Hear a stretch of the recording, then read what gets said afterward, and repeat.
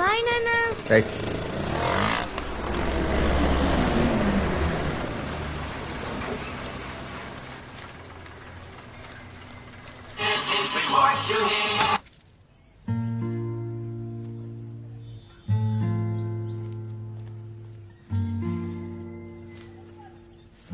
సరే బాబు current bill కి ఒక 100 రూపీస్ టీవీ పక్కన పెట్టాను.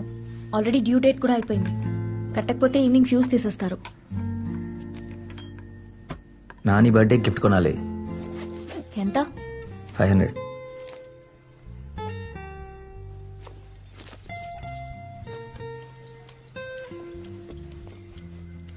లాయర్ దగ్గరికి వెళ్ళావా? లేదు, ఈరోజు వెళ్తాను. ఏమంత బిజీ నువ్వు?